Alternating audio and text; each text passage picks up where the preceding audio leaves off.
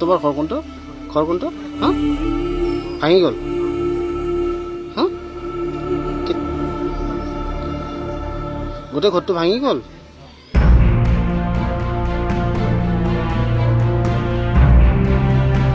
এঘাৰ দিনে দুৰ্বিষহ জীৱন বানপীড়িতৰ পানী কমিলেও কমা নাই বন্যাৰ্তৰ দুৰ্দশা পলসৰ কাৰণে খোজকাঢ়িব নোৱাৰা এক অৱস্থা জলপ্ৰলয় 19 জুলাইত অহা জলপ্ৰলয়ৰ পাছৰে পৰা লাখ লাখ লোকে পাৰ কৰিছে দুঃসময় 11 দিনে বোকা পলস আৰু এককাল পানীৰ মাজতে এক দুৰ্বিষহ জীৱন কটাইছে দুৰ্ভগীয়া বানপীড়িতই বান কমিছে যদিও শিৱসাগৰ জিলাৰ শতাধিক গাঁও এতিয়াও পানীৰ তলত বহু বন্যাৰ্তৰ ঘৰত পানী শুকাইছে যদিও ঘৰত থাকিব পৰা পৰিৱেশ নাই শিৱসাগৰ চৰাইদেউ জিলাৰ হাজাৰ হাজাৰ লোকৰ ঘৰত এতিয়া কেৱল বোকা আৰু পলস কাল ৰূপী বানত চিন চাপ নোহোৱা হ'ল শ শ পৰিয়ালৰ ঘৰ দুৱাৰ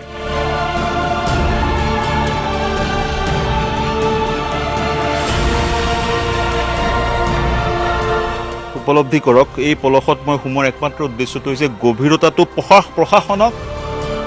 চৰকাৰক উপলব্ধি কৰাবলৈ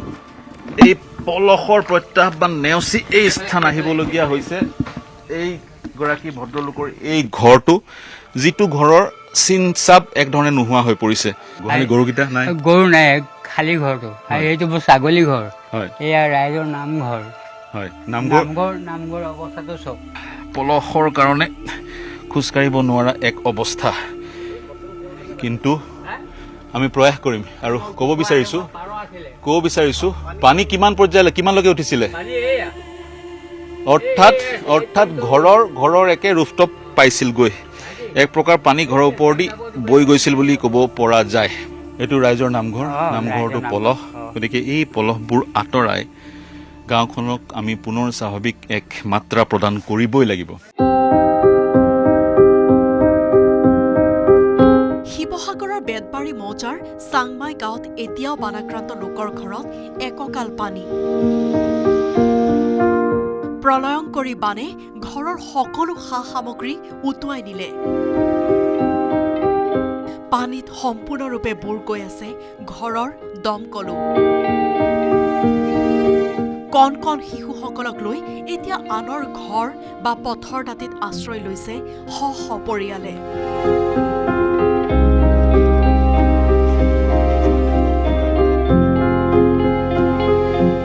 কমল চাপৰিত উপস্থিত হৈছোহি আৰু ইয়াৰ অৱস্থা চাওক এইটো এটা ৰাস্তা এই ৰাস্তাটোত কিদৰে পলস বোকাই এই ৰাস্তাটো এক প্ৰকাৰ অচল কৰি তুলিছে 19 জুলাইৰ সেই দিনটোত পানীৰ ঢল ইমানেই তীব্ৰ আছিলে ৰাস্তাত আমি দুটা ঘৰ দেখিলো ঘৰৰ চিলিং ৱালবোৰ পানীৰ ঢৌত উটি আন স্থানত গৈ পৰিছেগৈ বানপানী হুতে গোটেই বোৱাই নিলে মানে এনেকুৱাকে হুট বাঢ়িলে আমি প্ৰমাণ পত্ৰ মানে বস্তু বাহানি জীৱ জন্তু একো বচাব নোৱাৰিলো যাৰ ধৰক স্কুটিখন আছিলে সেইখনো পুত খাই গ'ল কাবাৰ ঘৰ ভাঙিছে কাবাৰ বস্তু বটোৱা মোৰো চব একে আমাৰ গৰু ছাগলী উঠি গ'ল দোকান বজাৰ ঘৰৰ বস্তু গ'ল খালি জীৱনকেইটা বচাই আহিলো দোকান বজাৰ সম্পত্তি চব গ'ল গৰু কেইটা আছিলে গৰু গ'ল 10-12টা মান গ'ল ছাগলী গ'ল 10-12টা মান এই ঘৰৰ অৱস্থাই নাই আঁঠু ওপৰত পলস হৈ আছে বা বস্তু বাহিনী একো এটাই নাই গৰু ছাগলী চব উটিয়ে গ'ল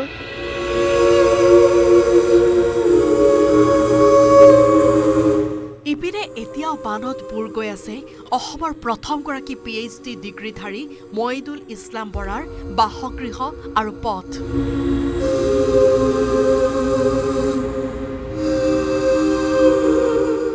বৰ্তমান যি স্থানত আমি উপস্থিত হৈছোহি সেই স্থানৰ ঐতিহ্যটো হৈছে এই স্থানৰ পথটোৰ নাম হৈছে ডক্টৰ মঈদুল ইছলাম বৰা পথ আৰু মঈদুল ইছলাম বৰাৰ যিটো এনচেষ্ট্ৰিয়েল হোম পৈতৃক ঘৰ সেইটো মোৰ বাওঁ চাইডে অঞ্জনক দেখুৱাবলৈ অনুৰোধ জনাম 1940 চনৰ অসম সাহিত্য সভাৰ সভাপতি লণ্ডনলৈ গৈ PhD ডিগ্ৰী লাভ কৰিছিল মঈদুল ইছলাম বৰাই ঢাকা বিশ্ববিদ্যালয়ত সুৰক্ষা প্ৰদান কৰা প্ৰথমগৰাকী অসমীয়া মইদুল ইছলাম বৰাৰ পৈতৃক ঘৰটো এনচেষ্ট্ৰিয়েল হোম আজি এই অৱস্থা। বিধ্বংসী বানে ঘৰৰ সৰ্বস্ব উটুৱাই নিয়াৰ পাছতো এইগৰাকী ককাই ক'লে মানুহৰ বিপদ আহে আৰু গুচি যায়। এই মহা সংকটৰ সময়ছোৱাতো সকলোকে ধৈৰ্য ধৰিবলৈ আহ্বান জনালে।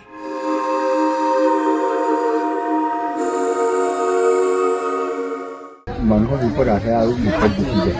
আকৌ পুনৰ ভাললৈ আহে, কিন্তু ধৈৰ্য লাগিব। ধৈৰ্য হ'লে নহ'ব, ধৈৰ্য ঈশ্বৰৰ ওচৰত প্ৰাৰ্থনা কৰি পায়। ধন সম্পত্তি কিনে লাগিছে। বহুকেইখন নেপালী খুঁটি আছে ইয়াত। নেপালী খুঁটি সদৃশ পৰিৱেশ ইয়াতেই নহয়, বহুতত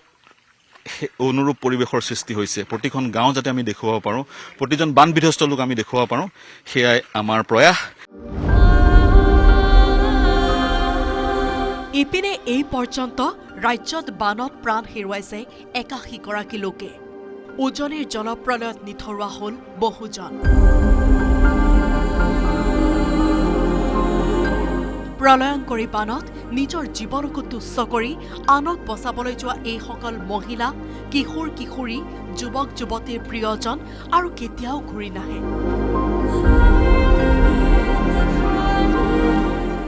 চাইকেলৰ কেৰিয়াৰত বহুৱাই স্কুললৈ নিয়া দেউতাকো আৰু ঘূৰি নাহে।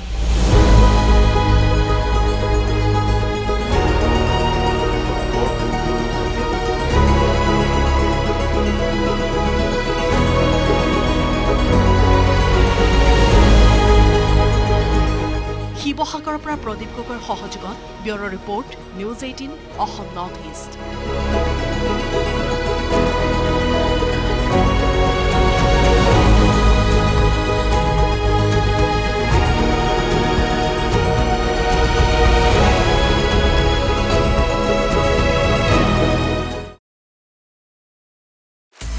আপুনি বিচৰা বাতৰি পাব কেৱল নিউজ 18 এপত। নিউজ 18 এপ ডাউনলোড কৰিবলৈ স্কেন কৰক এই QR কোড। গুগল প্লে ষ্টৰতো পাব এই নিউজ 18 এপ।